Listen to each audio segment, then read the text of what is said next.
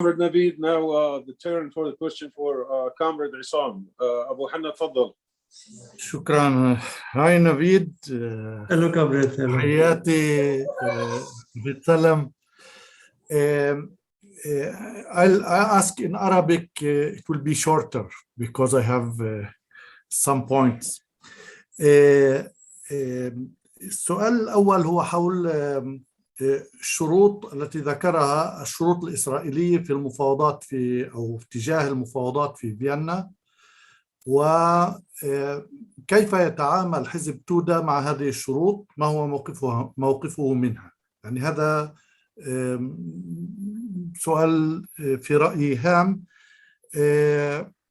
في تقديري هناك تداخل بين أو يعني ربما تناقض بين موقفين. إقليميا هناك تصور معين لدور إيران، موقعها والتحريض للعدوان عليها، وبين الصراع الطبقي الداخلي في إيران. وأنا يعني أشكر الرفيق نافيد على هذه المحاضرة القيمة التي أطلعتنا على كثير من التفاصيل والزوايا الهامة. الآن أنا أعتقد أنه مسألة التسلح النووي والمفاوضات النووية هي يجب ألا تكون مسألة مفاوضات حول السلاح النووي الإيراني. أنا أعتقد أنه حزب توده والأحزاب التقدمية في إيران يجب أن تحول هذه النقطة إلى فرصة لطرح السؤال بشكل آخر، ليتحول السؤال إلى مسألة السلاح النووي في الشرق الأوسط وليس السلاح النووي الإيراني. يعني إذا نجحنا أن ننقل الموضوع بهذا الشكل، وخصوصا أنه إيران الرسمية تطرح أنه يعني هي لا تريد سلاح نووي، أنا أعتقد أنه هناك أهمية كبرى لتحويل المسألة المطروحة إلى مسألة الشرق الأوسط، السلاح النووي في الشرق الأوسط، ونزع الشرق الأوسط من الأسلحة النووية بما في ذلك السلاح النووي الإسرائيلي. ممنوع أن يبقى السؤال المشروع النووي الإيراني وحده. هذه فرصة للشرق الأوسط ككل. هذه النقطة أولى أساسية. النقطة الثانية، أنا في إسرائيل تراهن عادة على المعارضة الإيرانية وتحتضنها. يعني في كل مرة جرت هناك مظاهرات وخروج إلى الشارع ضد السياسة الرسمية والنيوليبرالية وما إلى ذلك، إسرائيل بنت على هذا الحراك الشعبي. السؤال: من هي القوى الإيرانية التي يعني تبني عليها إسرائيل بهذا المعنى وتراهن عليها؟ هذا من جهة. من جهة ثانية، في ارتباط مع المشروع، مع القضية النووية والشروط الإسرائيلية المطروحة في فيينا، عندما وقعت الاتفاق النووي عام 2015، نتنياهو خرج بشكل واضح وقال: مشكلتنا ليس مع القنبلة النووية الإيرانية، وهذا يتناقض مع ما تطرحه إسرائيل الآن.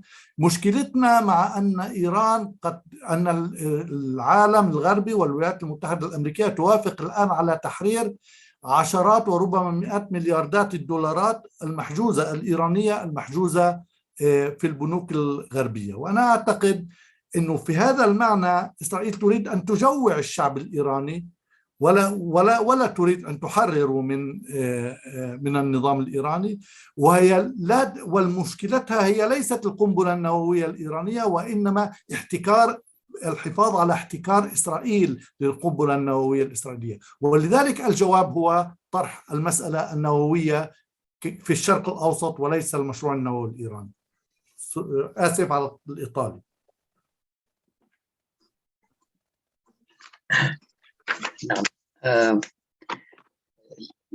Let me translate this to English. Comrade Nafid, أترجم السؤال إلى الإنجليزية. نافيد. نعم. The first question is about the Israeli conditions with regard to the ongoing negotiations in Vienna on the nuclear deal. which you mentioned. The question is, what is the position of the توده party with regard to these conditions? And I believe, Isam believes that this is an important question and issue. He points out that there is a contradiction between two issues, positions. On the regional level, there is a perception of Iran and its role and attempts, to strike, to wage war against it. And there is also the internal struggle ongoing inside Iran. And thank you for the valuable information you provided. He makes an important point about the nuclear armament in the area, in the region. He believes that the issue should not be Iran becoming a nuclear power, but that the forces on the left, and توده in particular, should put forward the issue of removal of nuclear arms, to remove the nuclear arms in the region, and especially to refer to the nuclear arms possessed by Israel. And this should be an opportunity for the Middle East as a whole. Second point is that Israel has always relied on certain opposition forces in Iran, providing them with support. So the question is, what are the Iranian forces that Israel is supporting or relying upon in its own schemes? And the last point he's making regarding the negotiations in Vienna, when the agreement was signed in 2015, Netanyahu at the time pointed out that our problem, Israel's problem, is not Iran possessing a nuclear bomb, but that the US and other states, of course, in the deal, would be lifting the sanctions imposed on Iran and allowing it to have access to its assets that have been frozen. And therefore, the issue is not is about an Iranian nuclear bomb, but monopolizing a nuclear bomb by Israel. Israel monopolizing the ability to develop and possess nuclear arms. This is the main issue which has to be addressed by the توده party and by the forces on the left in the region. Nafid, yeah.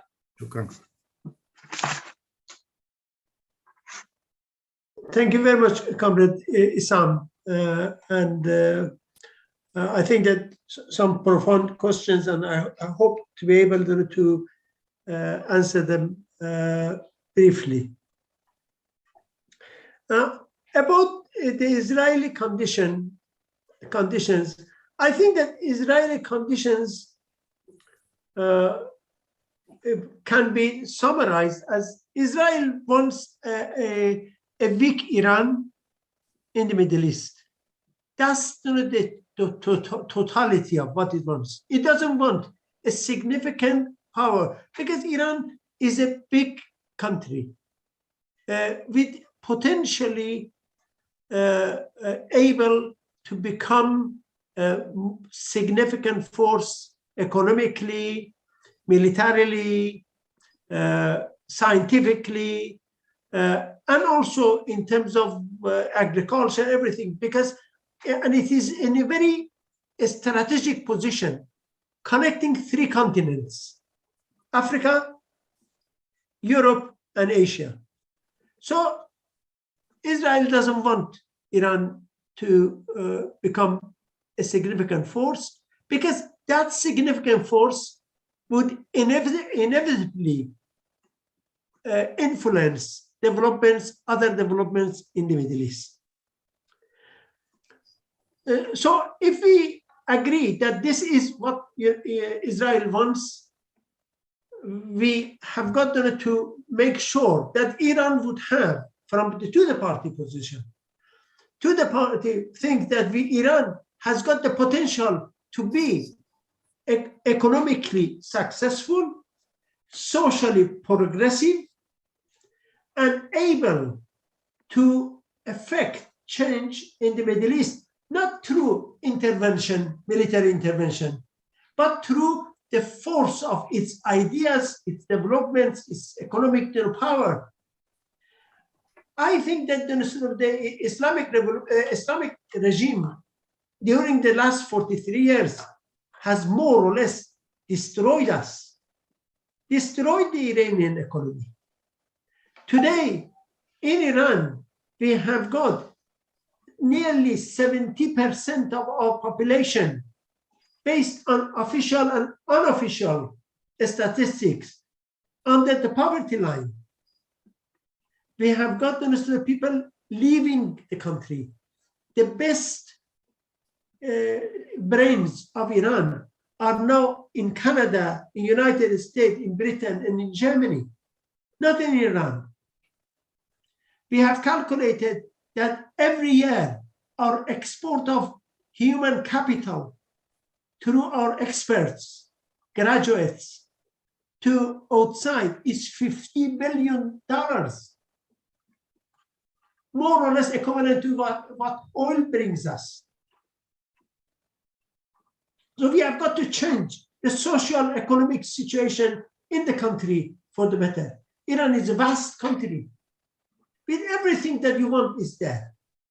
Agriculture, mines, sea, the access to various parts of the world.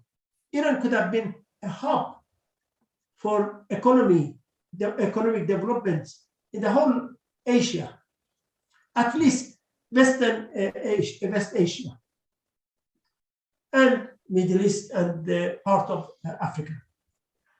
What is stopping it is the fact that the policies of the regime is ruining us. At the time that we are today, we are unable to provide wages for the teachers in Iran. We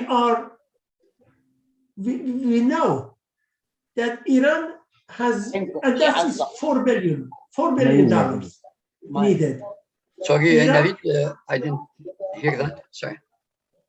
Sorry? I didn't hear the last sentence. Yeah. At the time that the Iranian teachers are protesting about not receiving their salaries, and these demanding their full demands would have been only costing about $4 billion per year. Iran has said that it has supported Syria with $17 billion of aids during the last 9-10 years. The same could be said about Lebanon. The same could be said about Iraq. Iranian interference in the countries of the Middle East through adventurous policies, for adventurous plans, has completely not only created tension in the countries of the Middle East, but also has put pressure on the Iranian working class, on the Iranian people. And it is in this sense that we say that we cannot digest the fact that a regime that is leaving its population in poverty with lack of provision is going to export its resources to Lebanon, to Syria, to Hamas in Palestine, not for the good of those people, but for creating another Islamic state there. So we are against the Iranian role for hegemony in the Middle East. We are against it. We don't think that this could go anyway to realize a peaceful Middle East.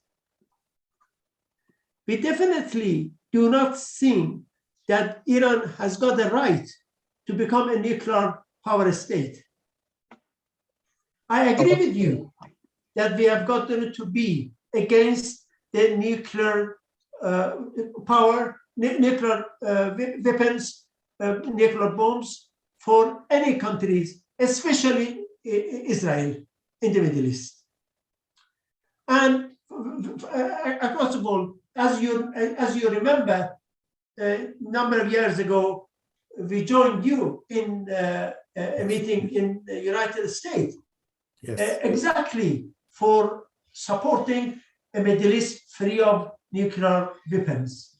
So that's not the case. Even we have got a policy about the nuclear energy. We think that we are not a country that should bank on nuclear energy at this stage. Nuclear energy has got some unsolved issues and problems. But Iran could have other non-fossil based energy resources. Iran, the wind power, the solar power, and the water through the dams and various things could help Iran. Unfortunately, his insistence in going forward with nuclear development has created a dangerous situation. So we definitely would like a very clear supervision and observation by the international atomic agencies over Iran's development of its nuclear industry. But we cannot say that Iran as a single country in the world should be deprived of its natural right to develop nuclear technology for peaceful purposes, for example, for medical purposes or other. Having said that, we know that there are certain complexities in developing nuclear energy, and until those complexities are not resolved and addressed, we are hesitant to support Iran to be fully embarking on this journey. On the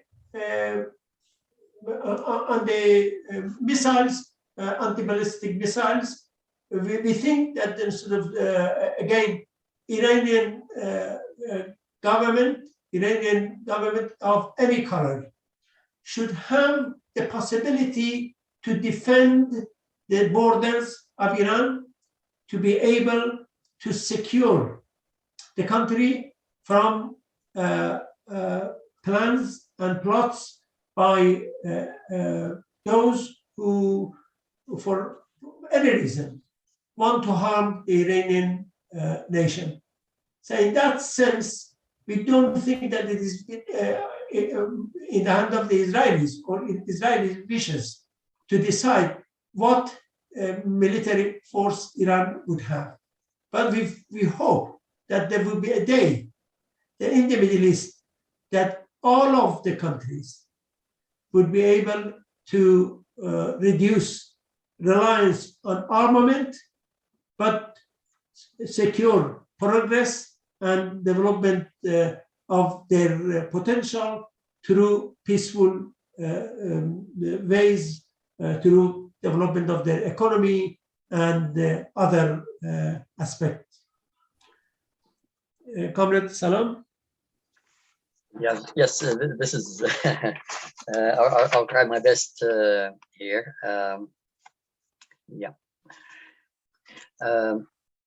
رفيق نافيد يعني أجاب عن هذا السؤال وقال باختصار حول الشروط الإسرائيلية يمكن اختصارها بأن إسرائيل لا تريد قوة كبرى في المنطقة، وإيران دولة كبيرة ولديها إمكانيات اقتصادية وبشرية ضخمة، وتحتل موقع استراتيجي يمتد على 3 قارات كما أشار، ولذا فإسرائيل لا تريد أن تتحول إيران إلى قوة رئيسية، لأن هذا سيؤثر على خططها بالمنطقة.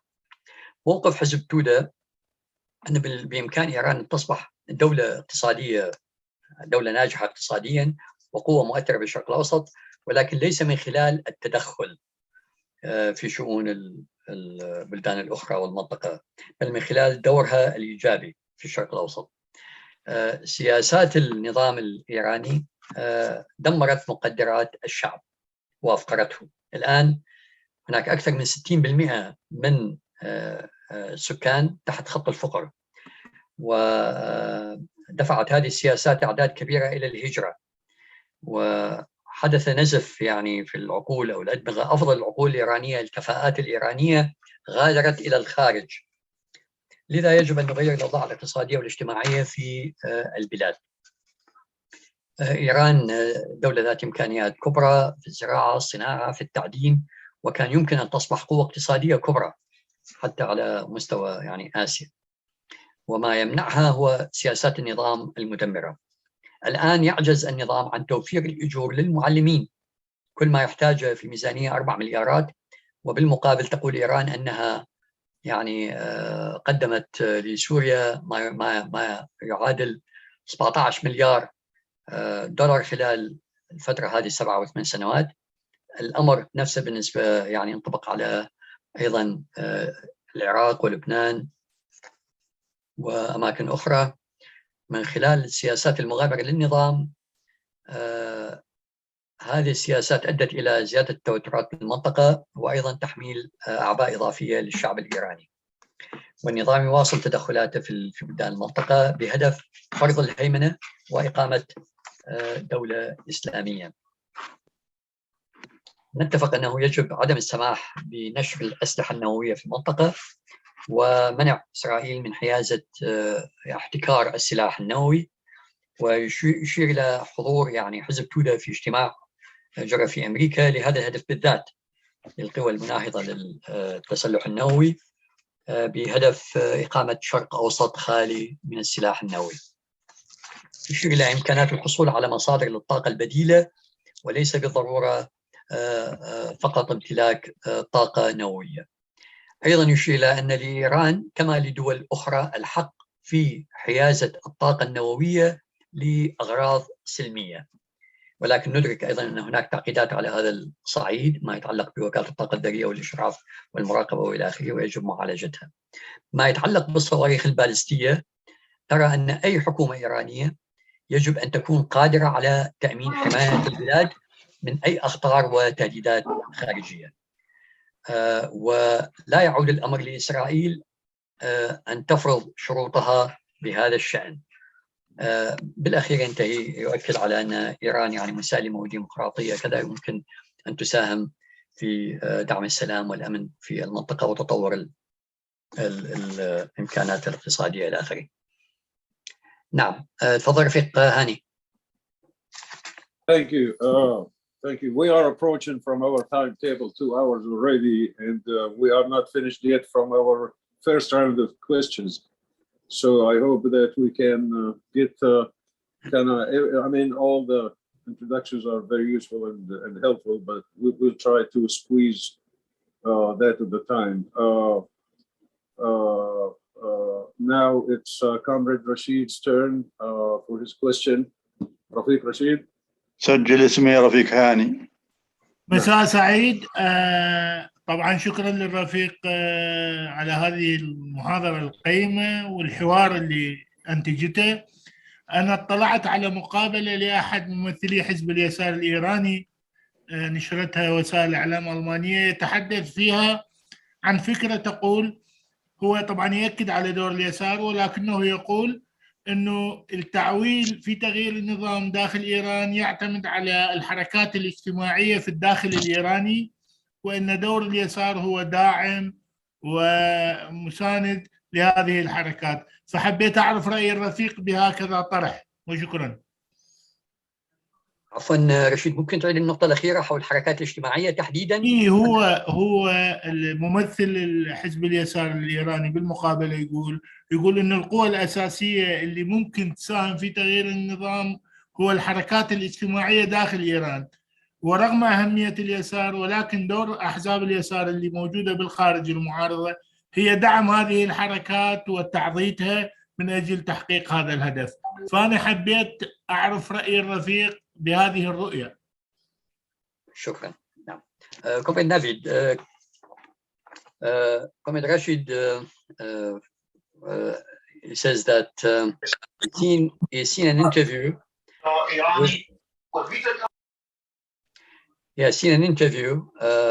with a representative of the Left Party of Iran, which has been published in Germany.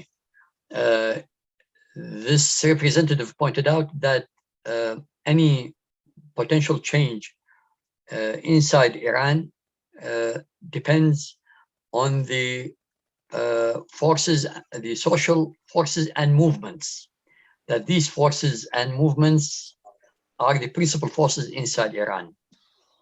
And despite the importance of left forces and political parties of the left abroad, their responsibility or job is to provide support to these social movements inside Iran to bring about change.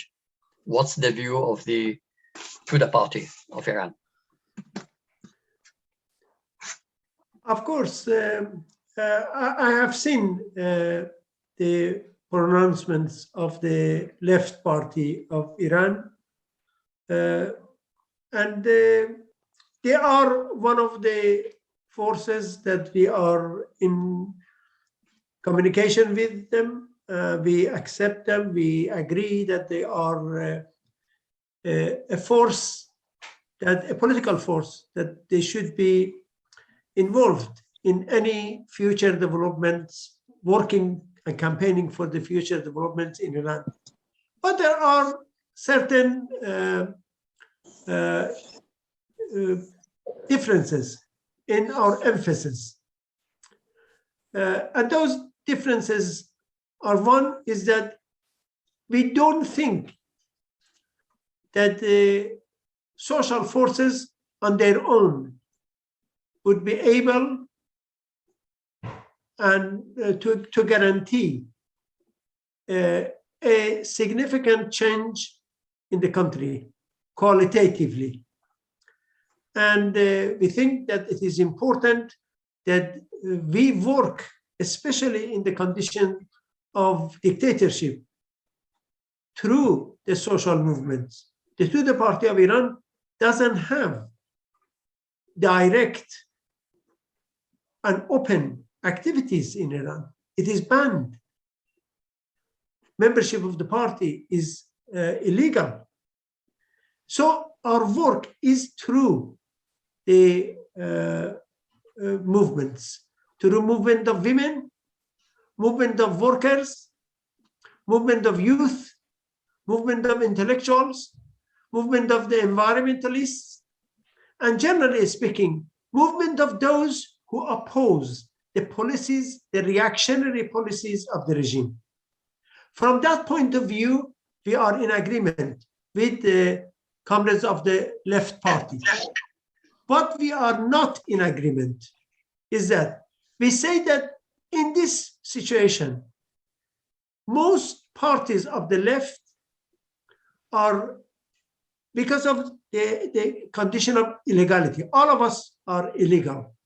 All of us do not have permission to operate openly in Iran. In this sense, it is important that we combine our forces in a united plan, united front, in order to actually support those social movements better. Those social movements need support internationally. They need support in elaborating their plans of actions, and also through our links and roots in the country.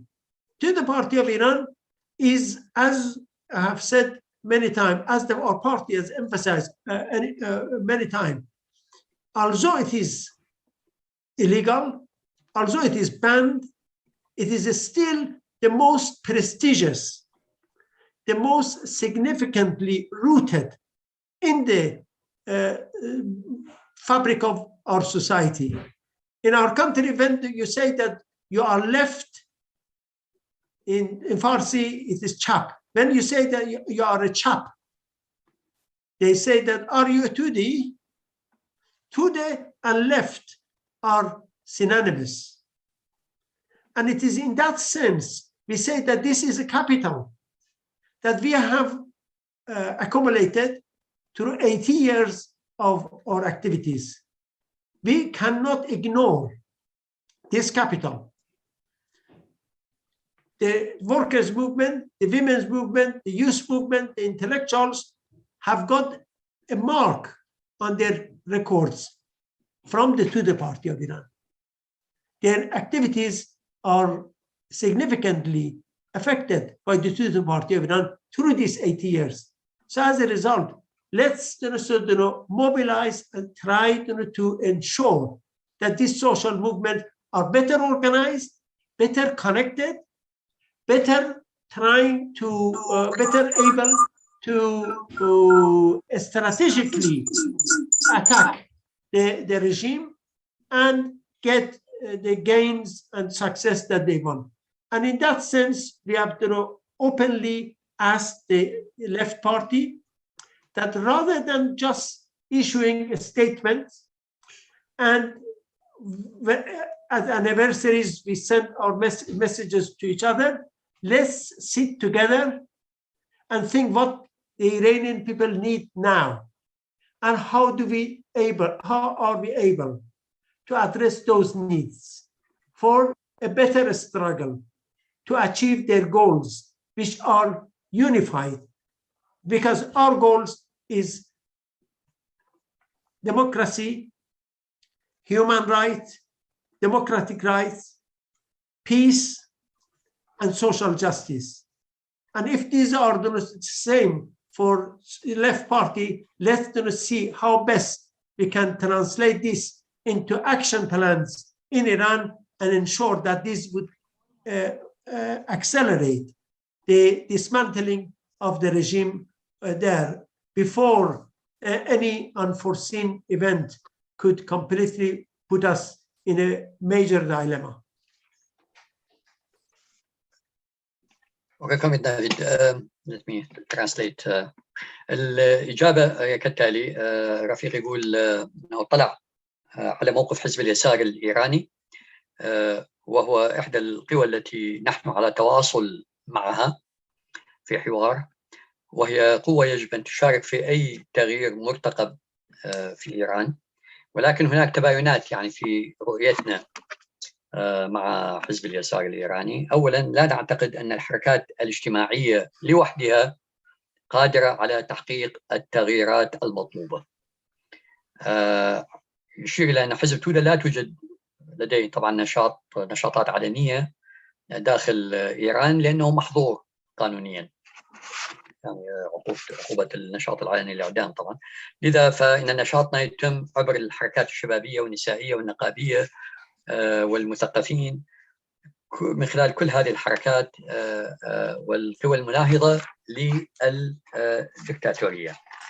فبهذا الشأن احنا متفقين مع حزب اليسار، ولكن نختلف في مسألة أنه المطلوب منا جميعا، يعني وكل هذه القوى يعني نشاطها محظور داخل إيران وقادر على النشاط العلني، مطلوب منا أن نتعاون ونتحد في جبهة موحدة كي نخطط سوية لتقديم الدعم لهذه الحركات الاجتماعية، لتقديم التضامن العالمي معها ومساعدتها في تطوير مطالبها.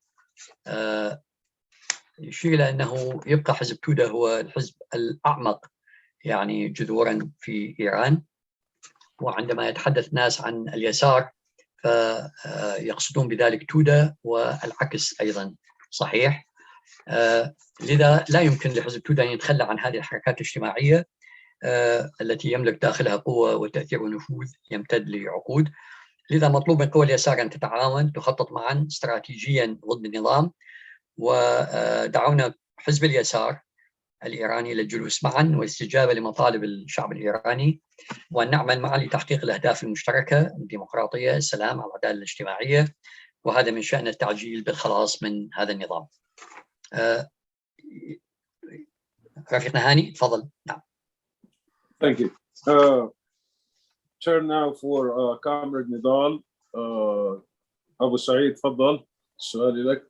مساء الخير. أنا يعني أود العودة إلى الأوضاع الداخلية في إيران. يعني بين الحين والآخر نسمع عن حدوث صراعات وخلافات بين تيارين، تيار محافظ وتيار إصلاحي في داخل إيران. إلى أي مدى هذه الصراعات جدية، وهي صراعات يعني لها أفق لأن تتطور باتجاه انسلاخ أجزاء من المؤسسة السياسية الحاكمة باتجاه المعارضة؟ من ناحية أخرى، هل التيار العقلاني، التيار المستنير في داخل المؤسسة الدينية انتهى تماما بعد طلقاني وحقاني وإلى آخره، أم أن هناك للتيار المستنير تواجد ما داخل المؤسسة الدينية الإيرانية؟ شكرا.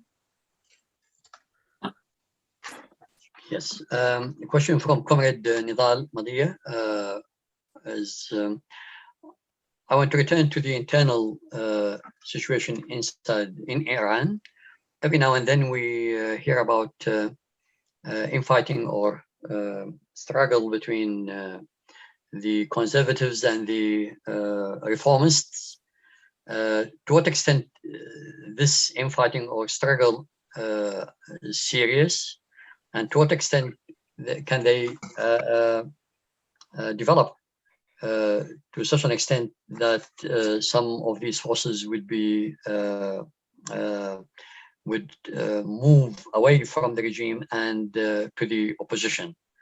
Second question is,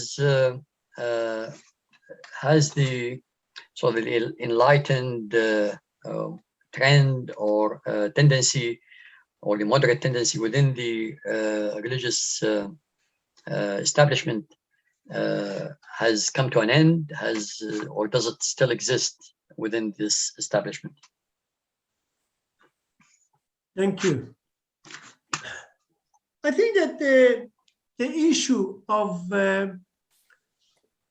reformist and fundamentalist or principalist in Iran is a very long story. So what I would like to say is that in 1997, when Muhammad Khatami came to power, he came from a position of moderation, reform. He came with the promise that he wanted to break away from the deadlock that the regime has reached by 1995 during Rafsanjani's presidency. The very first things that we communicated to him was that how do you want to do it under the rule of Walayat Faqih, the theocratic regime? He said that we can create a civic society still under the rule of Velayat Faqih. They said that, look, there is a contradiction between the two, a fundamental contradiction, which questions a civil or civic society. The theocracy believes that there is no limit for the power of the Velayat Faqih. Velayat Faqih controls the constitution, controls the parliament, controls the army, controls the judiciary, controls the executive, so the parliament. Nothing could happen in the country. They said, no, it is possible. For 8 years, they continued. The end scenario for Khatami was when they took 2 legislation to the parliament. Toward the end of his power in 2004, he took 2 legislation to the parliament. The parliamentary majority was for both of them. So these 2 legislation could have passed. Khamenei sent a message to the Speaker of Parliament, these 2 legislation which related to democracy in the country and the position of certain other things cannot be debated, cannot be decided by the parliament. He said, this is hukm hukumati. Hukm hukumati is a rule from the absolute leader.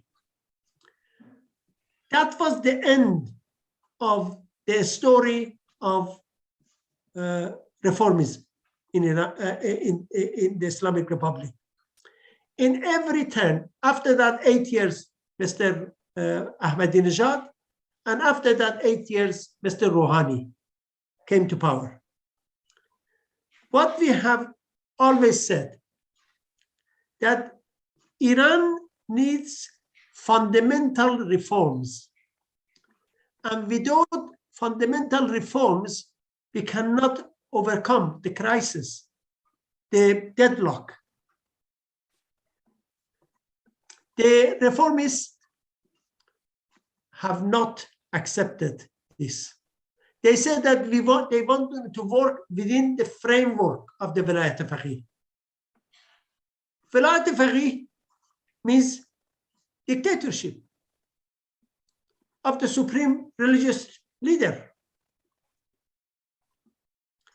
And since then, since 1990s, gradually a significant part of the reformists have left them, are questioning. Now, in this election that we just had, about 5 months ago, in June, there were candidates who were rejected. These candidates weren't progressive left. One of them was Mr. Tajzadeh, Can you repeat that? Sorry, Comrade Nafeed, can you repeat this last sentence, please? Yeah. I said that these candidates who were rejected weren't progressives or weren't revolutionaries.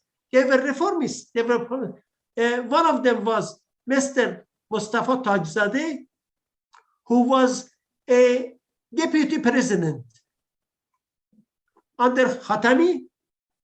The other one was Mr. Ali Larijani, a Speaker of Parliament for 16 years. When they were asked why these 2 are not eligible, they said that one of them has got, because his daughter has gone to a study in Britain, and other issues such as that, the family development, so they cannot stop. So they stopped the Speaker of Parliament from standing, and also this Mr. Tajzadeh. And Mr. Tajzadeh, after this, has said, look, my view is that with the rule of Walayat al-Faqih, no democratic exercise is possible in Iran. No change is possible in Iran. So when no change is possible in Iran, it means that the poverty, the criminal activities of the regime and its forces, the plundering of the resources of the country, Iran is one of the most unequal countries in the world today. The clergy and clerical forces have been able to amass wealth through embezzlement, through the plundering the resources in any shape or form.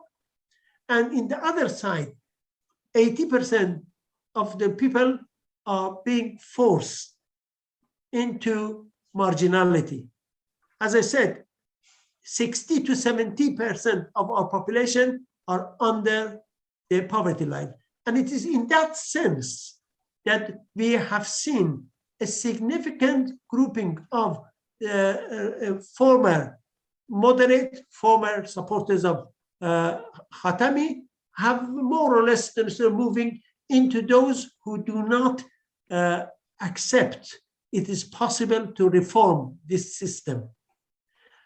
Those who are left in the parliament, we think that they are only giving a better facade to the regime.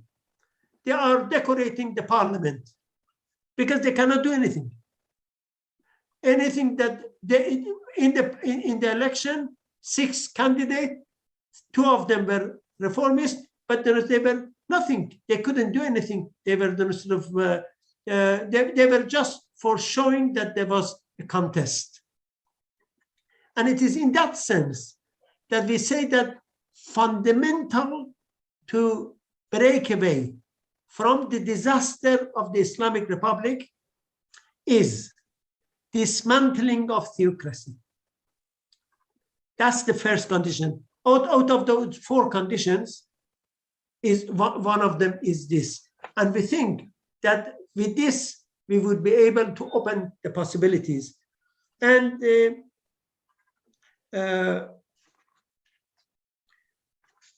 you said about the enlightened religious figures.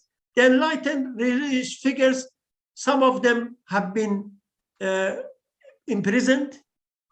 Some of them have been killed. Some of them have been forced into exile. You remember, I know that you are familiar. You know that there was an Ayatollah called Ayatollah Montazeri. Ayatollah Hussein Ali Montazeri. He was the deputy to Khomeini. He was, in fact, the successor of Khomeini, successor designate. As soon as he rejected the decree by Khomeini to execute in 1988 the political prisoners in the country, he was deposed and they denounced him, and Khomeini ordered him and then wrote a letter that he said that you don't have brain, you are an idiot. And in their view, those who do not agree with the rule of Walayat al-Faqih, whoever they are, whether they are reformists or enlightened, as you said, religious figures, they would be not able to function in that. So I think that the issue is that in our united front, we have got also an invitation for those forces, religious forces, who are rejecting theocracy, rejecting the rule of Walayat al-Faqih, and agreeing with those 4 conditions, could be part of the united front for an end to theocracy and for starting the journey toward a national democratic stage in our country.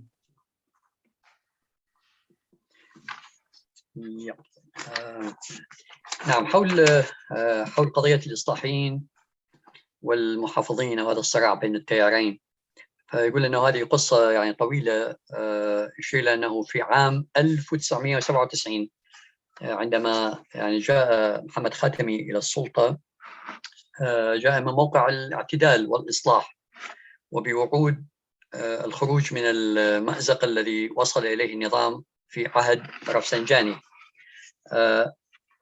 لكن خاتمي أراد القيام بذلك في ظل نظام ولاية الفقيه، وذكر أن بالإمكان إقامة مجتمع مدني في ظل ولاية الفقيه.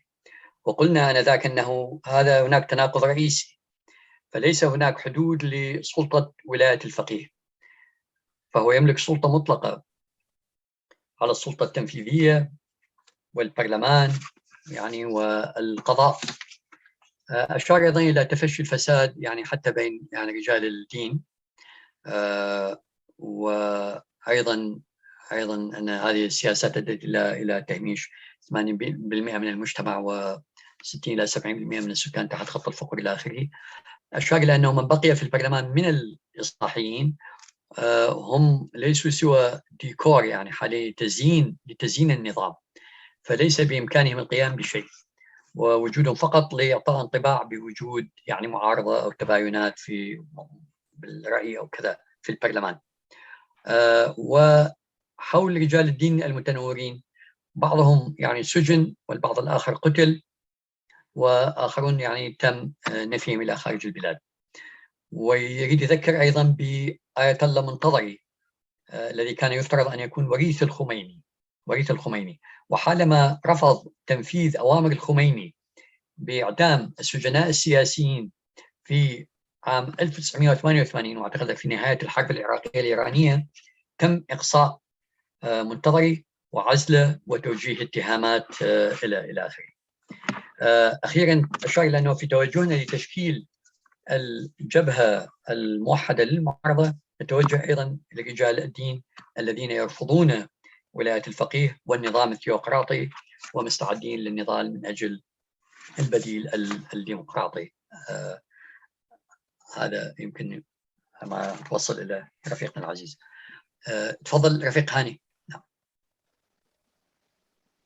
طيب رفاق، احنا تجاوزنا الوقت المحدد بتقريبا نصف ساعة من القائمة الأساسية. انتهينا.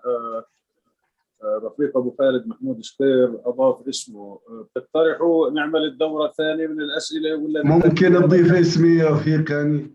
نعم ممكن تضيف اسمي جهاد حمدان.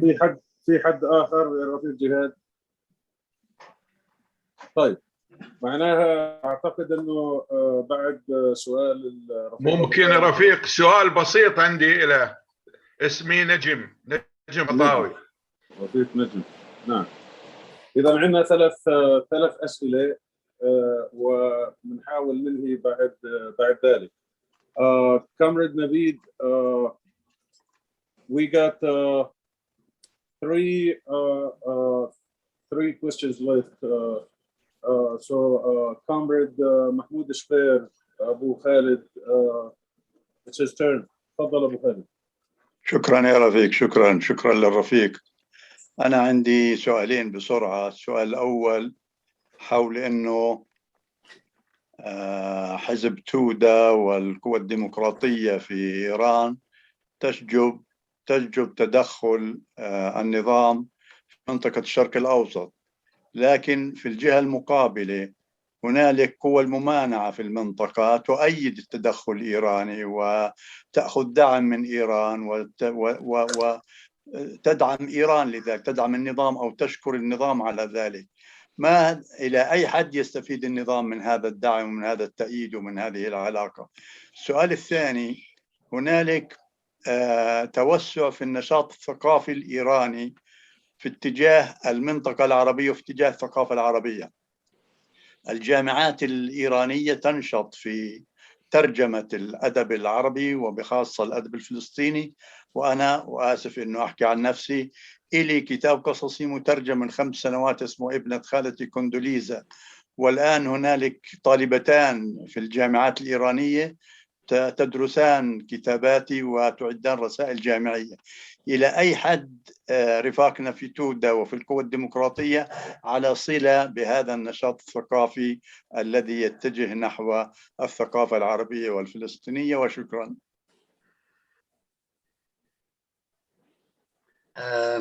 Yes, two questions from Comrade Mahmoud Shuqair, Abu Khalid. The first question is about the position of the Tudeh party and other democratic forces condemning or denouncing the Iranian interference in the region.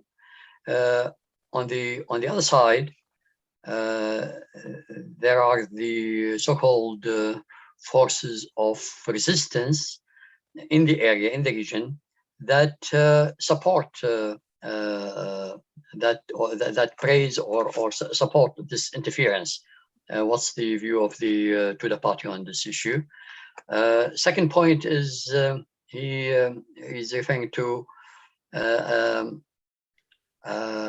an expansion of the sort of cultural activities by the Iranian regime in the area, in the Middle East.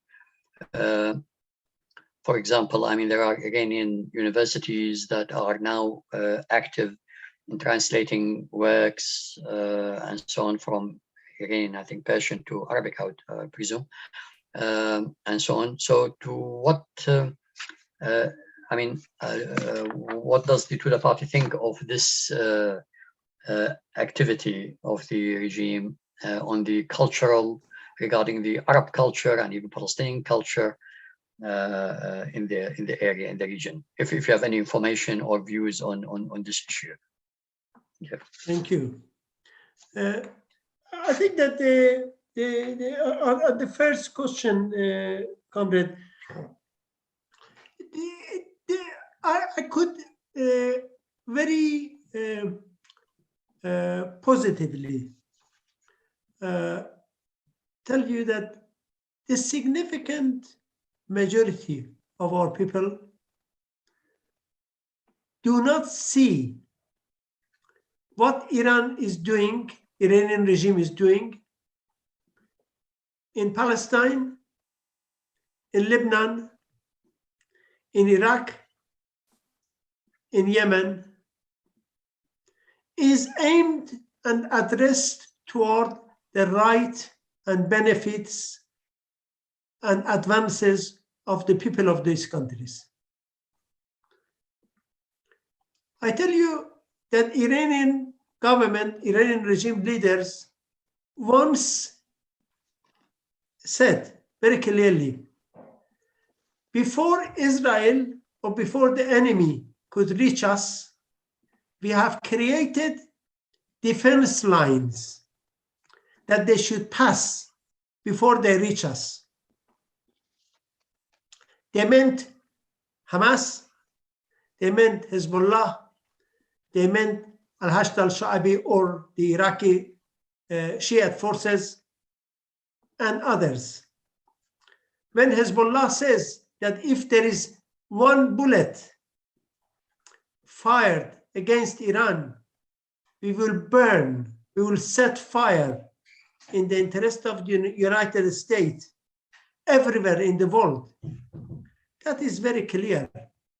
What is the aim and the key objective of Iranian development of link and activities and interference, whatever you call it, in the countries of the region? We definitely, as Iranian progressive, would like cultural links with every country of the region. We want us to benefit and they benefit from our views and our traditions and our cultural activities. But this is very much different from what the Iranian regime is doing. The Iranian regime is monopolizing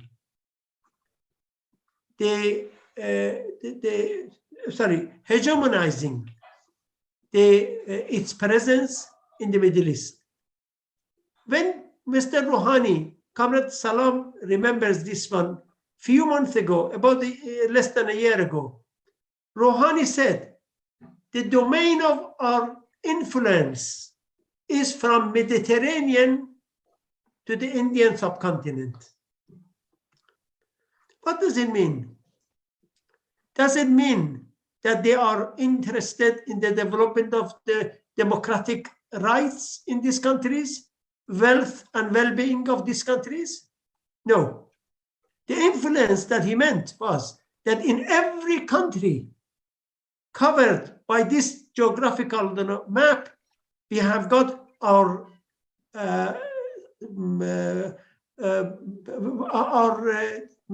delegated forces, our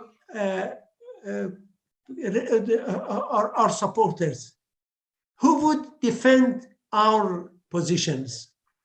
So this is not necessarily what we say as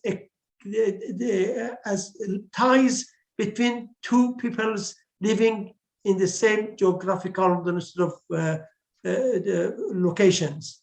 This is more or less a significant departure from peaceful neighborly relation, but it is becoming more hegemonic relation.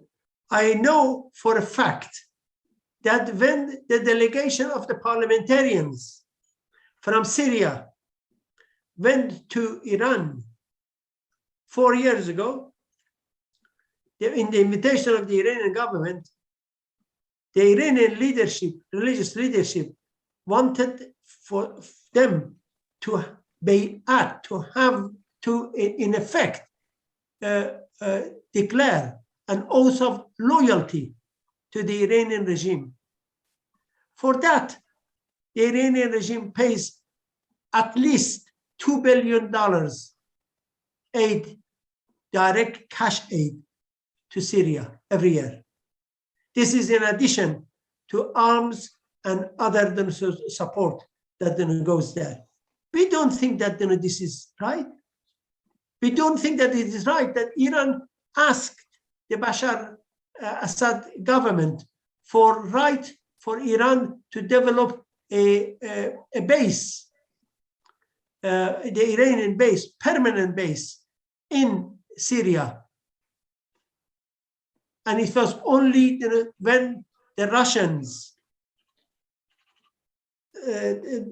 responded negatively that this was put on ice.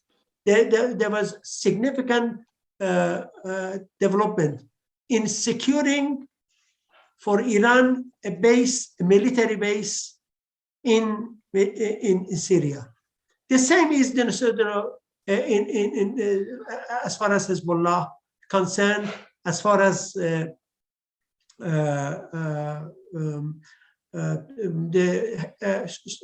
shared forces, Al-Hashd al-Sha'bi and the others, forces in Iraq. Some of them are minor branches of the Al-Hashd al-Sha'bi. Their position is like that. We don't think that this is healthy. This is beneficial. So as a result, we definitely reject this. We don't think that this is advancing peace and harmony and better relation in the Middle East. And as far as your second part was about the cultural activities and cooperation, I think that this is the responsibility of our comrades and those enlightened scholars and writers and philosophers in the Middle East to decide what is the nature of the cooperation that they want. Remember that Iranian government, after the revolution in 1979, we set up, I was part of the revolution. We set up the Palestinian embassy in Tehran. The first ambassador in Tehran was Hani al-Hassan. And do you know that 2 years later, Hani al-Hassan was threatened by death squads in Tehran? He left Iran illegally through the border. He fled. I talked to him in Cyprus about it because he didn't agree with the policies of the regime. Yasser Arafat went to Tehran immediately after the revolution, but 2 years later, they were denouncing Yasser Arafat and calling for his death and his murder. Iranian regime doesn't have any interest in anything which does not advance its interest, whether it is cultural, military, ideological, or otherwise. So I think that it is important that in this work of collaboration, the Congress decide by the nature of those works to see who benefits. Is it advancing Islamists and the Shiism, or advancing humanitarian democratic ideas? I think that's the deciding factor. And but we say that the Iranian government imprisons the Iranian writers and poets and philosophers right now, has killed many of them from our ranks. How can they come to the Middle Eastern countries and asking for cultural activities? They are against culture. If they had any interest in cultural development, they would have allowed the Iranian Democrats to exercise their democratic rights to develop their works. But they are either in exile or they are in graveyard right now. Thank you. Go ahead, Nafid. مشان السؤال الأول لرفيق محمود، يأكد رفيق نافيد أن الجزء الأكبر من شعبنا الإيراني لا يعتبر أن ما يفعله النظام في فلسطين ولبنان والعراق واليمن إلى آخره له أي علاقة بمصلحة الشعب والبلاد وتقدمها. قادة النظام قالوا في إحدى المرات أنه قبل أن تصل إسرائيل إلينا فإننا قد أوجدنا خطوط دفاع لصدها، وهي يعني ممثلة مثل ما أشار بحزب الله وحماس وجماعات الحشد الشعبي في العراق إلى آخره من هذه القوى بالمنطقة. وأيضا اعتبر أن تصريحات لحزب الله تهديدات علنية بشأن الحرب دفاعا عن إيران كذا قدمت أيضا مثالا على ذلك. حول الجانب الثقافي أيضا أشار إلى أن التقدميين في إيران يتطلعون إلى الانفتاح والتبادل الثقافي مع بلدان وشعوب المنطقة، لكن هذا يختلف عن مساعي النظام الإيراني، فهو يهدف من هذه النشاطات إلى الهيمنة. وأشار أيضا إلى تصريح أدلى به روحاني قبل مدة، يعني قبل الانتخابات الأخيرة، بأن نفوذ إيران يمتد من البحر المتوسط إلى الهند، وكان يقصد بذلك يعني طبعا حماية النظام والأمن القومي الإيراني أولا، إعطاء الأولوية. هذه الوجهة الثقافية للنظام تهدف إلى الهيمنة. ذكر أنه في إحدى المرات ذهب وفد برلماني سوري إلى إيران وطلبوا منهم يعني المسؤولين في النظام أن يعلنوا ولاءهم، أعتقد هكذا. ولهذا السبب أيضا النظام يقدم ما يعادل $2 مليار للنظام السوري سنويا مقابل الحصول على تسهيلات يمكن عسكرية وقاعدة عسكرية ووجود عسكري دائم في سوريا. الأمر ذاته بالنسبة إلى حزب الله والحشد الشعبي في العراق. نحن نرفض هذه السياسات. وحول الجانب الثقافي يرى أيضا أنها مسؤولية المثقفين أيضا بالشرق الأوسط للتصدي لهذه المحاولات. ذكر كمثال أيضا بعد الثورة الإيرانية تم إنشاء سفارة فلسطينية في طهران. كان السفير الأول هاني الحسن، وبعد سنتين تلقى تهديدات واضطر إلى المغادرة لأنه رفض الاستجابة لضغوط النظام.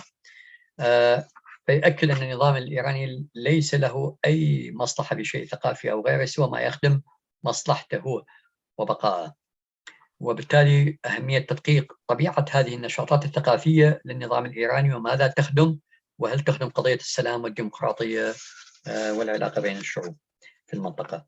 أخيرا انتهى بالتذكير باستهداف المثقفين داخل إيران وعداء النظام للثقافة والمثقفين. تفضل رفيق هاني. رفيق جهاد، السؤال لك، تفضل. الميكروفون إذا سمحت افتح الميكروفون. رفيق جهاد. رفيق جهاد ميكروفونك مسكر. رجع سكر مرة ثانية فتح. هلا كويس. Thank you very much, Comrade Nafeed, and many thanks to Comrade Salam for this excellent translation. My question or remark is in line with that of Comrade Mahmoud Shqir Abu Khalid. Comrade Nafeed has given us a very important explanation of the situation in Iran, but has not contextualized this in terms of how this relates to events taking place in the region. Comrade Shqir has drawn attention to this, and my question and remarks are in the same line. We understand fully that Iran has its own interests in the region, and this is quite natural, not just for Iran, for all states, for all countries. Countries do not support each other just because they love them or because they like them. There are always interests, and these interests are quite natural to be there. Now, when it comes to the region, there was an aggression, huge aggression on the region, particularly in Syria. And Syria has stood up to the challenge. And this aggression was led by the United States in collaboration with Israel and with full support from the reactionary forces, Arab forces in the region, United Arab Emirates, Saudi Arabia, Qatar, and the likes. We understand also at the same time that in the region, the situation is very complex. And there is a national battle against the Americans, against the imperialists, and against Israel. There is also a battle for liberation, for a state of Palestine. So the region, the people in the region would appreciate any support coming to help the progressive forces in the region. And we do not see that, and it's not easy for people to see that this Iranian support to Syria or to Hezbollah or to Hamas is not helping the region to challenge the plans of these states and the terrorists, the Islamist plans in the region. So we need to find there should be some way to reestablish balance when it comes to this point. We want to weaken the United States. We want to defeat the United States. You said that Iran wanted to face Israel before Israel reaches Iran, but Israel is already there in the region. Israel as a state in the region. Israel has completed its occupation of historical Palestine. And the Palestinians, of course, they need support. If it comes from Iran, that's fine. If it comes from Russia, that's fine. If it comes from any other place that can help the Palestinians establish their own state, that is viewed favorably.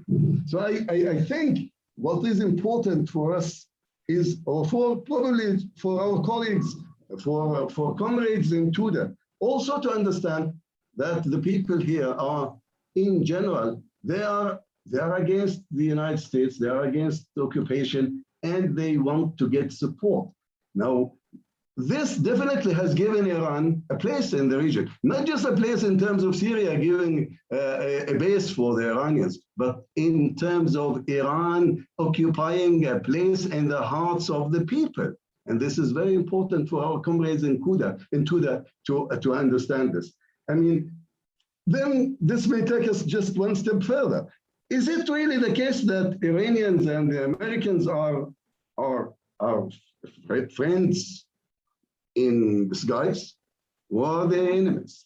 I mean, if the Iranians are helping the Syrians to defeat the states, if they are helping Hamas to stand against Israel, if they are helping Hezbollah, if they are helping the revolutionary forces in Yemen, then in a sense, this goes against the interests of America. And this brings support to the people in the region. How can we find a way to reconcile these positions? Iran is giving support to people fighting the states, fighting Israel. Iran at the same time is a theocratic state, and there is a huge movement in Iran, as has been described, to change this, to reshift. Of course, I noticed that Comrade Nabil has not used the term topple or remove or depose when he talks about the regime. He has used the term dismantle. Are these synonyms or really reflect some differences in our understanding of the goals of this progressive social movement in Iran? Thank you very much indeed. I don't know, Salam, if you like me to translate, I would. If you want to take it your own way. أكون شاكر جدا إذا بشكل مختصر يعني لفائدة الأعزاء اللي يسمعونا ما يعرفون كلهم إنجليزي. نعم. شكرا جزيلا. أنا تحدثت سؤالي كان في نفس الاتجاه الذي سأله الرفيق محمود شقير أبو خالد حول يعني وضع إيران في المنطقة، السياق الإيراني في المنطقة. وتحدثت أن المنطقة تعرضت لهجوم كبير أمريكي مدعوم من إسرائيل ومدعوم من الرجعية العربية بالذات السعودية والإمارات وقطر، وأخذ مكانه في سوريا. وبالتالي كانت المعركة لها بعد وطني، لها بعد الحفاظ على الوطن والحفاظ على الاستقلال ومنع الاحتلال. ومن هنا كان هناك ترحيب كبير في المنطقة بالدعم الإيراني. وقلت أننا نتفهم أن إيران لها مصالح، ولا يوجد بلد يدعم بلد آخر بدون مصالح، أو مثل ما بنقول بالعربي لسواد عيونه. لكن هذه المصالح ربما تتلاقى مع مصالح وطنية في المنطقة. ثم يعني أردفت هل يعني حقيقة نحن نتحدث عن إيران وأمريكا كأصدقاء يعني مقنعين، أم هم يعني حقيقة في عداء؟ لأنه عندما أنت تدعم منطقة تناظر ضد أمريكا وتقول أنا كمان لست ضد أمريكا، يعني هذا صعب. فهل هناك طريقة لفهم هذه المعادلة المعقدة؟ إيران لم تأخذ قاعدة في سوريا فقط، إيران أخذت قواعد في قلوب كثير من الناس في المنطقة، وهذا مهم. وهؤلاء الناس بالتأكيد يؤيدون توده، هم ليسوا يعني هم بطبعهم اجتماعيا وسياسيا معادين للاستعمار، يعني فهذا كان يعني جانب. ثم لاحظت أن الرفيق لم يستخدم كلمة إزاحة النظام أو يعني التخلص يعني من النظام الإيراني، وإنما استخدم مصطلح تفكيك النظام الإيراني. فهل هذا يحمل في طياته إمكانيات يعني مختلفة للنظر للموضوع؟ لأنه أنا لم أسمع هذه الكلمة، ربما لم أنتبه، بس أنا لم أسمعها. شكرا.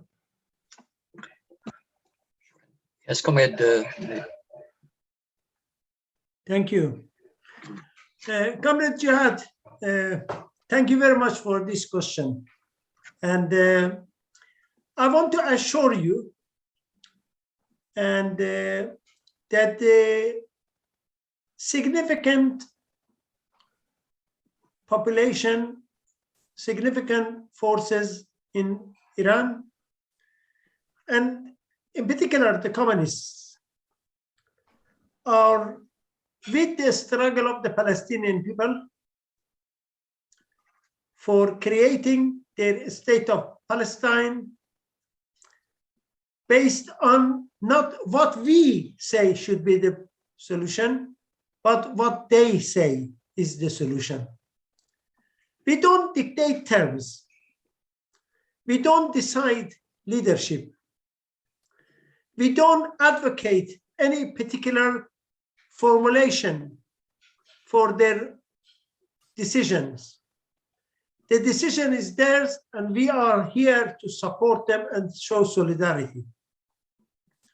So in that sense, I agree with you that we have got to cultivate solidarity. But I tell you one thing, comrade. In 2019, there were significant demonstrations in Iraq, in Najaf, in Baghdad, in Nasiriyah, and other places, and also in Beirut and in Lebanon, against the forces of reaction, the forces that were repressing people, which were they were undermining the right of the Iraqi people and the Lebanese people to exercise democracy and democratic rights in deciding their future. And these significant demonstrations, I've seen the video clips of them, were answered by repression, which was very closely following the type of repression that we saw in Iran, we saw in Tehran, in major cities.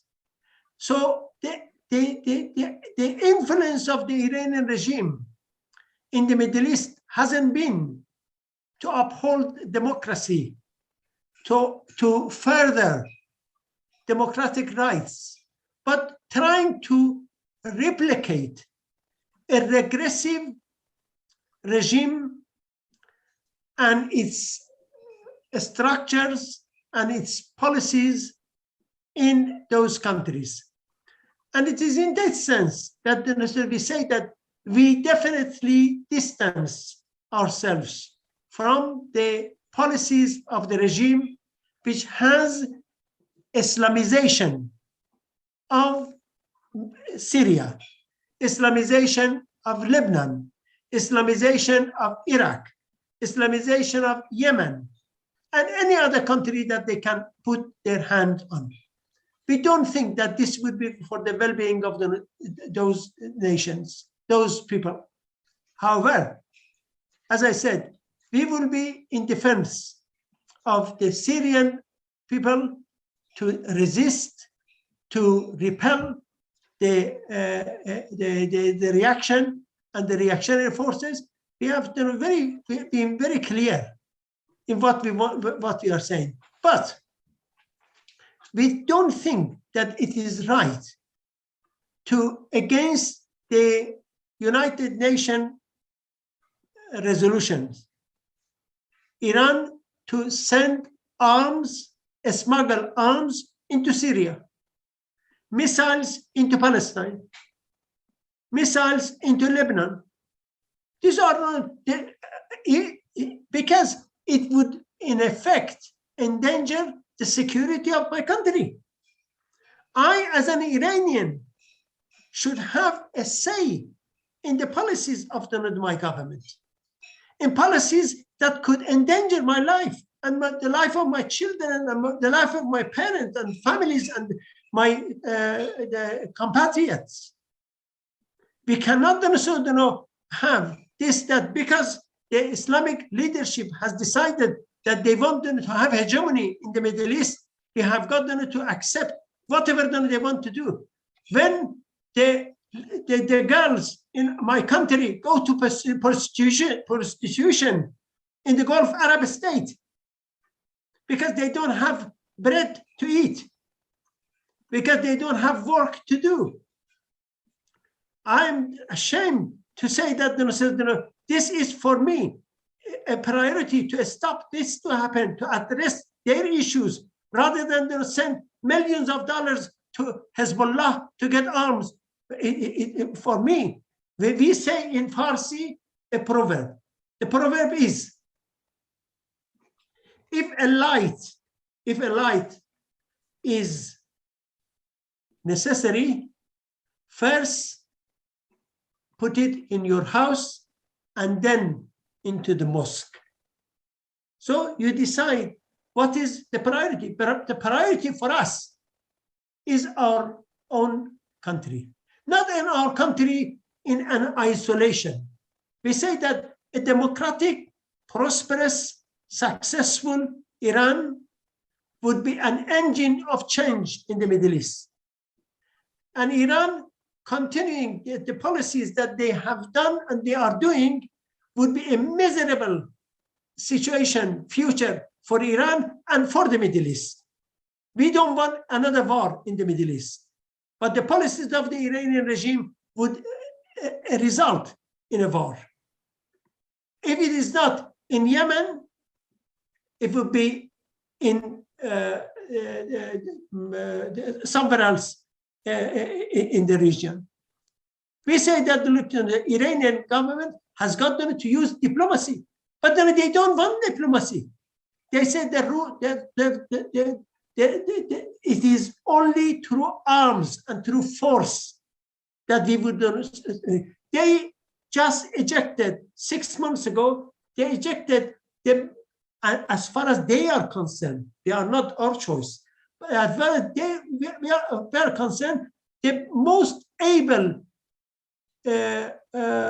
diplomats of Iran, Mr. Zarif and his team, who were negotiating the settlement of the nuclear issue. They arrived in June, they arrived in a solution. More or less, it was only ready for the signature. 5 months, they delayed it. They put an idiot, Mr. Bagheri Kani, who doesn't understand the issue.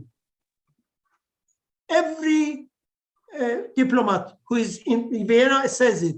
Olyanov, the ambassador of Russia, says it.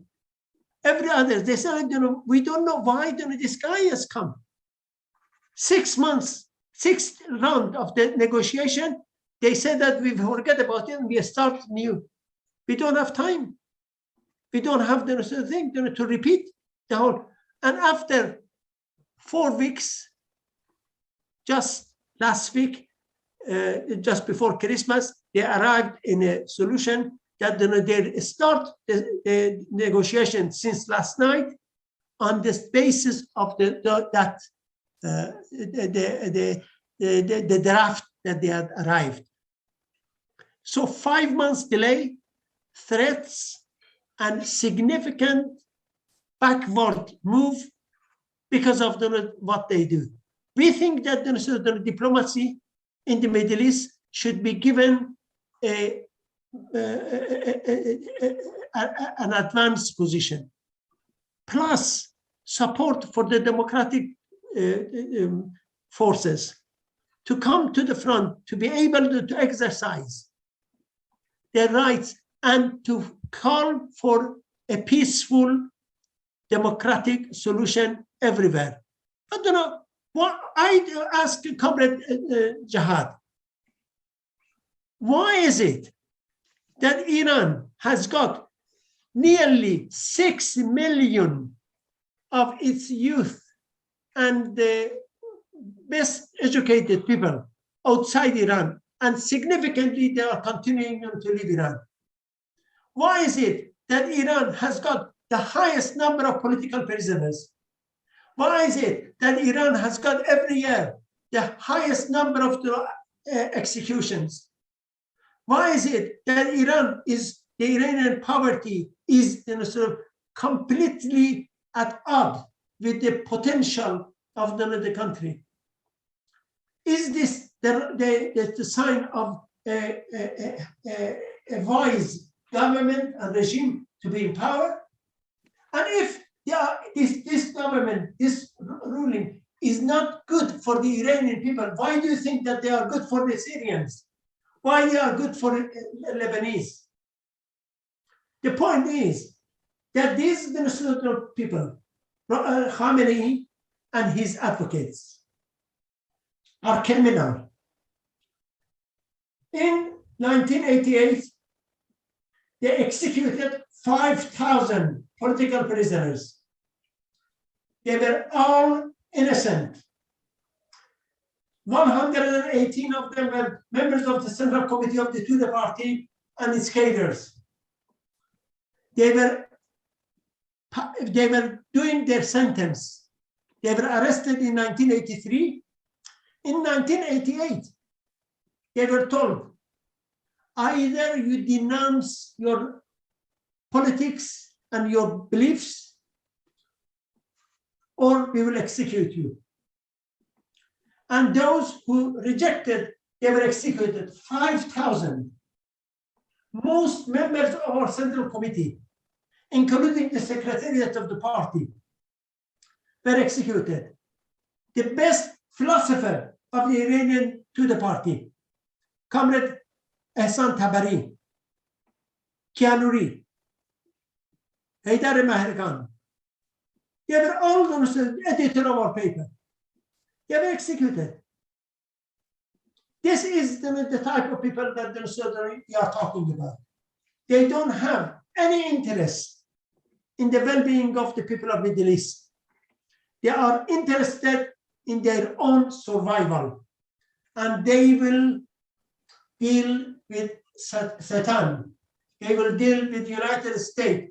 They will deal with anybody, provided that they are guaranteed their existence. The day that they say that, that's why that in August last year, 2020, Mr. Trump actually gave them that. He said, let's make an agreement and I will guarantee that I will work with this government, this regime currently ruling in Iran. Because he knew that without an agreement, he would lose the election. He wanted them to persuade a significant more following for him. And he lost. But the point is that the Americans would work with Iran if the Iranian government start behaving in a certain way. We think that the nature of the current regime is against the interest of human being, against the interest of people of Iran and people of Middle East, against peace and against democratic development in any part of the world.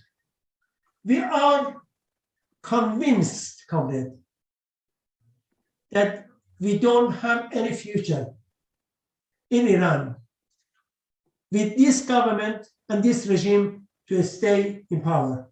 And we would definitely insist and continue our policies of rejecting the interference of the regime in other Middle Eastern countries, because we think that this would be harmful to the future of Middle East, the peaceful Middle East.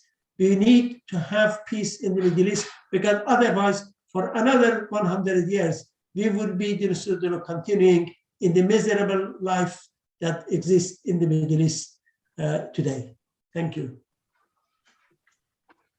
Thank you, Comrade Nafid. Let me try to summarize as much as I could. إذا أمكن رفيق سلام تختصر، لأنه أعتقد رفيق جهاد بفهم الإنجليزية وبالتالي هو وصل الجواب. بس إعطاء فكرة للحضور بأكثر شكل مختصر إذا ممكن. فقط بشكل مختصر. فيقول أنه يأكد رفيق أن هناك قوى مهمة يعني على المستوى الشعبي وأيضا السياسي في إيران، وبالأخص حزب توده تؤيد حق الشعب الفلسطيني في تقرير مصيره دون أن نفرض شيئا يعني على الفلسطينيين. فالمطلوب أن نقدم الدعم والتضامن معهم، ويتفهم أن المطلوب هو تقديم يعني دعم لهذا النضال. أشار في سياق حديث أيضا أنه في عام 2019 كانت هناك تظاهرات شعبية واسعة في محافظات العراق في عدة مناطق وأيضا في لبنان ضد قوى يقصد الميليشيات هذه المسلحة التي كانت تمارس القمع ضد الشعب ومطالبه بالديمقراطيه، وأنه شاهد مقاطع فيديو من هذا القمع وهو مشابه لما كان يجري من قمع الحركات الاحتجاجية في إيران، نفس الممارسات يقصد. فالنظام الإيراني يسعى لدعم القمع والعداله الديمقراطيه في بلدان المنطقه، ويسعى ايضا الى اسلمه هذه البلدان، ويؤكد وقوف توده مع الشعب السوري ضد التدخلات والعدوان. ولكن سياسه النظام الايراني بالتدخل في بلدان المنطقه وبالضد من قرارات الامم المتحده، فهي تعرض ايران والشعب الايراني الى الخطر. وبالنسبه لي يعني توده الاولويه هي مصلحه الشعب الايراني وليس تعريضه الى الخطر. هذا النظام ايضا في تعارض مع مصالح شعوب وبلدان المنطقه، بل جعل ايران احنا نناضل من اجل جعل ايران عامل وقوه محركه للسلام والازدهار في الشرق الاوسط. نقول ان على ايران ان تعتمد الدبلوماسيه، ولكن النظام يصر على استخدام القوه. حول مفاوضات فيينا اشار الى انه يعني تم عمليا عزل الوفد السابق اللي كان يفاوض في فيينا، وتم الغاء ما تم التوصل اليه وإضاعة 5 أشهر يعني بعد مجيء الرئيس الإيراني الجديد. ونرى أن الدبلوماسية يجب أن تعطى أولوية وتقديم دعم للقوى الديمقراطية. يتساءل لماذا هناك 6 ملايين إيراني خارج البلاد، ولماذا لدى إيران أكبر عدد من السجناء السياسيين وأيضا من الإعدامات. توده يعتبر أن خامنئي وقادة النظام مجرمين بحق الشعب الإيراني. في أواخر 89 أعدموا 5000 من المعتقلين السياسيين، هذه في نهاية الحرب العراقية الإيرانية ضمن حملة تنظيف السجون، بضمن ما تبقى من كوادر توده الذين كانوا معتقلين منذ عام 83. وشمل هذا من تبقى من أعضاء اللجنه المركزيه من توده، وسبق أن تم إعدام سكرتير العام للحزب وأهم فيلسوف الرفيق حسان طبري وآخرين. أهم شيء للنظام هو الحفاظ على وجوده ولا يهمه أي شيء آخر. ذكر أيضا أنه الرئيس الأمريكي السابق ترامب ذكر في نهاية عهده أن باعتقاده أنه يمكن التوصل إلى اتفاق مع إيران، وأن هناك استعداد من قبل النظام للتوصل إلى اتفاق مع الأمريكان. هذا النظام ضد السلام والديمقراطيه، ولا نرى أي مستقبل لبلادنا مع بقاء هذا النظام، وسنواصل موقفنا برفض تدخل النظام في بلدان المنطقة، لأن ذلك يهدد السلام فيها. يعني هذه أبرز النقاط اللي أجاب عنها. تفضل. شكرا سلام. Comrade Nafeed, we have one more question left, and then there's Comrade Madar wants to say something real quick after that. I would have to ask you to try to be as short as possible in the response, because we way exceeded the time. Now we have Comrade Najm Khatawi. رفيق نجم، السؤال لك. شكرا جزيلا، مساء الخير جميعا. سؤالي للرفيق بأن التضامن الأممي وخصوصا تضامن القوى المدنية واليسارية والديمقراطية مهم جدا مع نضال الشعب الإيراني وقوى اليسار والمدنية في إيران، ولكن هذا التضامن أحيانا يبدو في تشابك مع مواقف هذه القوى المدنية واليسارية المعادية للإمبريالية وللبرجوازية بشكل عام، ومع ما يظهر من مواقف لإيران في صراعها ومعاداتها لإيران. كيف يمكن فك هذا التشابك مع كسب أكبر عدد من المؤيدين لنضال القوى المدنية واليسار في إيران؟ شكرا. The question is actually about the international solidarity, especially by the left and democratic forces with the democratic forces and people of Iran. There is sometimes confusion between, on one hand, supporting this struggle of the democratic forces inside Iran, and also the position on the policies of the Iranian regime. This sometimes apparent contradiction, which makes it difficult to extend effective solidarity with the Iranian people. If you could comment on that briefly. Thank you. Comrade, as you can perhaps see behind me, there is a poster And on that poster, which is a poster that we have used for the last 4 years, we are saying end sanctions on Iran. And we are saying no to war on Iran, yes to democracy and human rights in the country. Because we think that sanctions are against the interest of everybody, majority of them are people. Ordinary people would suffer. And so as a result, solidarity is very important, comrades. But solidarity, as you rightly said, we need to differentiate. What is solidarity if it is supporting the continuation of the policies and activities of the regime?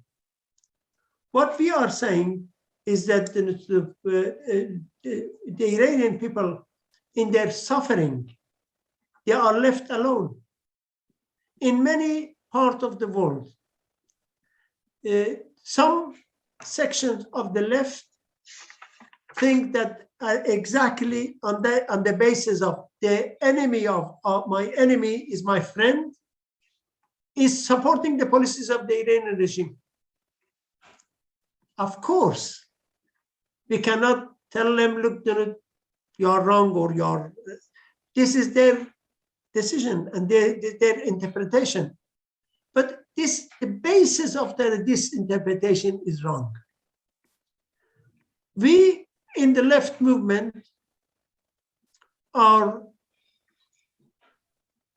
responsible for developing solidarity with the people of the country, the working class, intelligentsia, women, for those ordinary people who are on the receiving end of the policies of the regime, the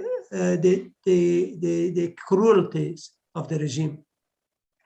And I think that it is very clear that your solidarity through the channel of the توده party or other left forces, through the channel of trade unions and women organizations who are working for betterment of life in Iran, for betterment of the society, for improving peace, is the only way that could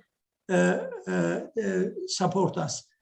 The point is that we definitely are against a foreign attempt to destabilize or overthrow the regime by the Americans, by the Israelis, by the Saudis, by any force from outside Iran. The situation in Iran, the solution in Iran is only the responsibility of the Iranian people. The future politics, the future direction of politics in Iran is the responsibility of Iranian people. So as a result, in that sense, I think that we are all very sophisticated people. So we can, ours and our parties can distinguish between the policies that would advocate peace and democracy and the right of the people vis-a-vis the support for the continuation of the criminal policies of a regime that has lost the confidence of Iranian people, and it is only in power through repression, brute repression and killing. And I think that we hope that your solidarity with our movement for our people would continue, because an Iranian and democratic Iran, a peaceful Iran, would be the best support for the development in the Middle East. We guarantee that in that future situation, when Iran is free from the domination of the Islamists, you will see how best the Middle East would benefit. The fruits of the Iranian resources, the Iranian solidarity, the Iranian development. I think that there is going to be a need to look at that future with confidence. Thank you very much, Comrade. Comrade Nafid. Again, I will be brief in translating. سأترجم بسرعة إجابة الرفيق نافيد. الرفيق يقول أنه إذا تنظرون ورائي خلفي بالصورة هناك بوستر أو ملصق شعار مرفوع منذ 4 سنوات، والشعار يقول يعني end sanctions now، أنهوا العقوبات الآن، لا للعقوبات ضد إيران، نعم للديمقراطيه وحقوق الإنسان. هذا هو الشعار اللي يعني يرفعه توده، لأننا نعتقد أن العقوبات هي ضد مصالح الشعب الإيراني. التضامن مطلوب، ولكن يجب أن نميز، لا يجب دعم سياسات القمع التي ينتهجها النظام الإيراني. بعض أطراف اليسار يعني عالميا ينطلق من مفهوم عدو عدوي صديقي، وهذا رأي يعني هؤلاء وموقفهم، ولكنه خاطئ. نحن في المعارضة ندعو إلى تطوير التضامن مع ضحايا القمع والوحشية التي يمارسها النظام. يمكن تقديم الدعم عبر حزب توده، وأيضا من خلال الحركات النقابية والاجتماعية التي تناضل من أجل الديمقراطيه والسلام. هذا هو ما يعزز نضالنا. نحن ضد التدخلات الخارجية أو التعويل عليها، سواء من أمريكا وإسرائيل أو السعودية وغيرها، للخلاص من هذا النظام، فهي مسؤولية الشعب الإيراني وحده. النظام الإيراني خسر يعني ثقة الشعب والناس، وهو لا يستطيع البقاء بالحكم الآن إلا بالقوة والقمع. ويؤكد مرة ثانية أن إيران ديمقراطية ستعزز السلام في المنطقة، وسترون عندما يتخلص الشعب الإيراني من هذا النظام كيف سيساهم في دعم السلام وتقديم التضامن لشعوب المنطقة. تفضل رفيق هاني. شكرا. الآن دكتور مضر، عندك مداخلة سريعة، راح أعطيك دقيقتين، يعني ما في عندنا وقت طويل، وإذا أطلت راح أضطر لمقاطعتك. تفضل. Okay. I do want to enter in a very brief, though, because there is no time, debate with what you have said towards the end of in the past, say, maybe 10 minutes or so. Just like the notion that the enemy of my enemy is not my friend, the opposite is also correct. The friend of my enemy is not necessarily my enemy. When we go to international law, the right to resistance by all means is a legitimate right, and it is not against international law. And regardless to the incentives and why the Iranian regime acts the way it acts, I mean, this is a separate question, and I don't think we disagree on that.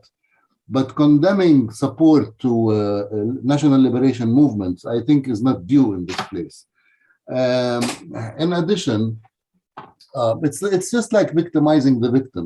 And I think that what happens is that, the Iran,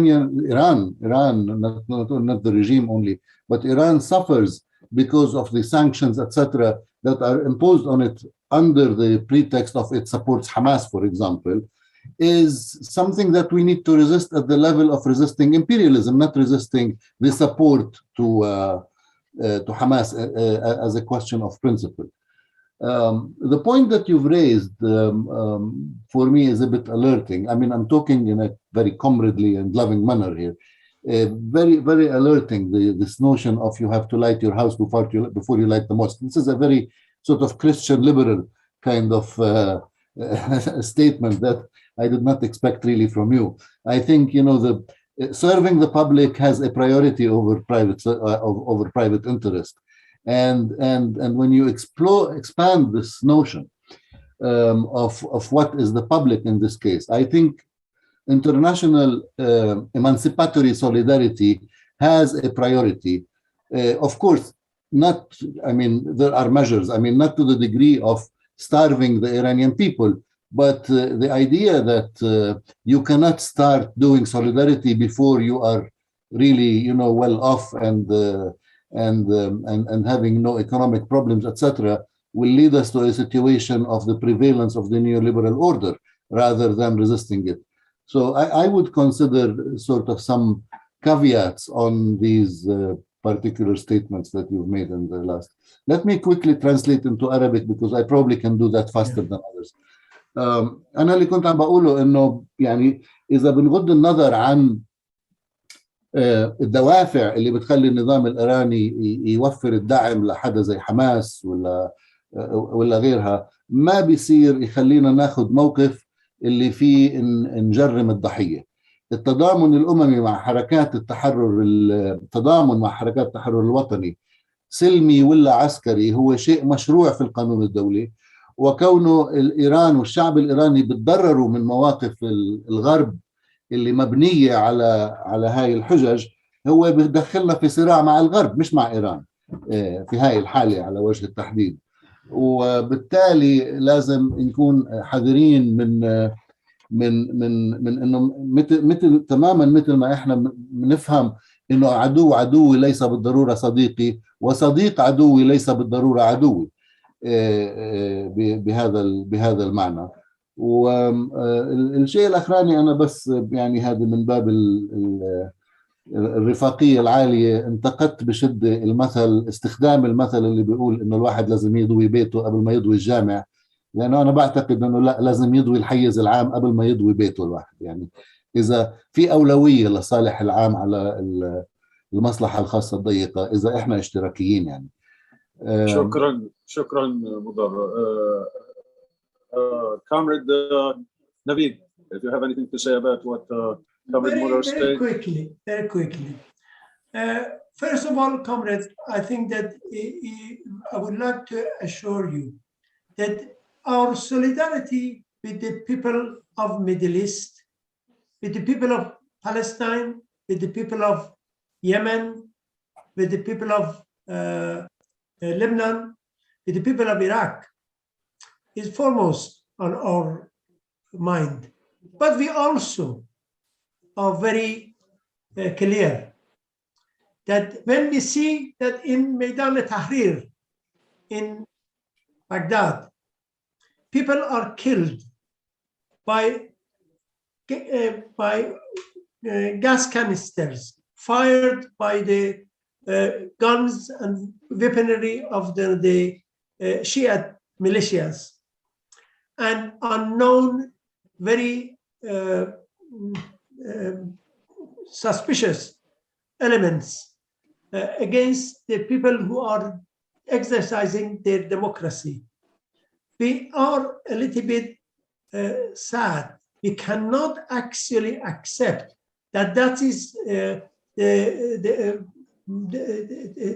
type of solidarity that the Iranian regime could continue to provide for the Islamists in Iraq, or for that the same reason we cannot see that the activities and expansion of activities of Hamas in Palestine could be for the betterment of the right and the future of the Palestinian people. We have exchanged notes with our comrades in Iraq, in Lebanon, in Palestine, and we think that we understand where our solidarity should be focused. But I would like to tell you one thing, comrades. The spread of the sectarian line activities of the Iranian regime, Iranian theocratic regime, is something that we can never countenance as Marxists. It would constitute a betrayal of our people. And it is in that sense that we cannot accept the sectarian policies that Iranian regime has propagated in the countries of the Middle East. In every country, this has been the case. So it is in that sense that we say that, comrade, to be assured that our solidarity is with all people of the Middle East, and we are showing this, in demonstrating this, in everything that we do, through our written work, through our actions, through our policies. But we cannot support the policies of the Iranian regime because those policies are aimed at destroying the independence of the nation state in the Middle East. Whether you like it or not, that is the result that we see. And I hope that we will have other opportunities to discuss this further, and I'm sure that we will be able to find a acceptable solution for this. But thank you very much, comrades. Thank you. For just me to speak. No. Just one more thing, Comrade Mahmoud Abu Khalid, he wants to say something real quickly.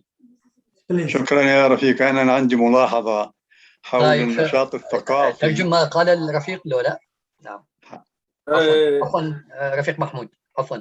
خلي الرفيق محمود يحكي بسرعة وبعدين منا. أنا تكلمت على النشاط الثقافي من زاوية إيجابية، لأنه اللي بيكونوا فيه أساتذة ومتخصصين في اللغة العربية وناس ديمقراطيون، يعني مش إنه تابعين للنظام أو بروجوا للنظام، ولذلك يعني وبترجموا أدب فلسطيني وعربي تقدمي، ولهذا السبب نحن ندعم هذا ولسنا ضد ذلك. شكرا.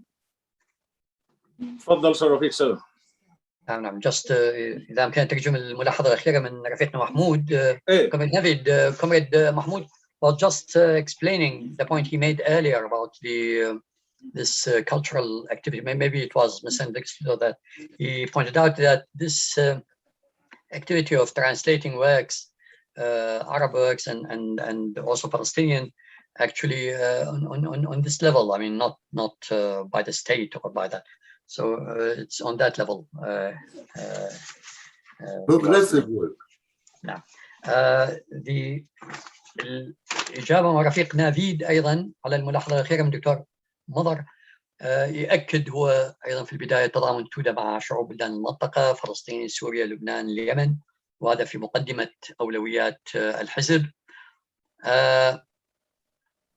أيضا يقول أنه عندما نرى متظاهرين سلميين في ساحة التحرير يعني في بغداد يقتلون من قبل ميليشيات شيوعية يقصد موالية لإيران، لا يمكن اعتبار هذا تضامنا من إيران أو النظام مع المسلمين في العراق. وكذلك أيضا أشار إلى السياسات الطائفية للنظام الإيراني، وشيء لا يمكن لنا كماركسيين قبوله. هذه السياسات يقوم النظام الإيراني بنشرها في المنطقة وهي تهدد استقلال دولها بلدانها. آمل أن تتوفر الفرصة لمناقشة هذه القضايا بمزيد يعني من العمق مستقبلا، ويشكر المنبر الديمقراطي لاستضافته. شكرا. You know, Comrade Nafid, this is we had like 38 meetings. ضبط الكاميرا. ضبط الكاميرا. مش مهم، شفتوني بكفي ها. Comrade Nafid, that was the longest meeting ever I can remember out of the 38 meetings that we ever did, and that will tell how important this issue is. We thank you so much for being here. But before we finish, I'm going to say a few words in Arabic, and then I will let Comrade Mahmoud to wrap it up.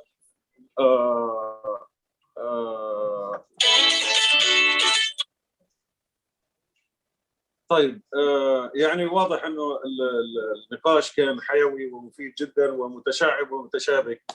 انا كلمتين في النهايه بس بحب اضيفهم من يعني المتابعين. كل الاسئله كانت في الصميم وفي الجوهر، والاجابات باعتقادي كانت تتناسب مع الاسئله التي طرحت.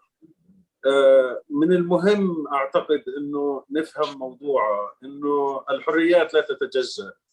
لا يجوز أن نطلب الحرية في مكان أو في بلد ونرفضها أو نحرم شعب آخر منها. ولكن مع كل ذلك يجب أيضا أن نفهم أنه من المهم الاستفادة من التناقضات التي تحصل، وهذا التناقض الموجود ما بين إيران وبين إسرائيل والولايات المتحدة وإلى آخره قد يكون في جوانب مفيدة للشعوب في المنطقة للاستفادة منها. المهم أنا باعتقادي أنه ما نعمل مثل ما كنا غالبا نعمل في السابق، بأنه نضع بيضنا في سلة هذا النظام أو ذاك وبعد فترة نكتشف أنه خدعنا وننطلق لمرحلة أخرى. الموضوع الإيراني وعلاقاته في المنطقة مثل حقل الألغام، أكيد يعني راح يكون في كثير من التقاطعات، لكن الفهم اليساري المفروض أن يكون متمايز ويكون له دور خاص ورؤيته الخاصة للموضوع، وأن لا يكون ملحقا لأي من القوى المتصارعة.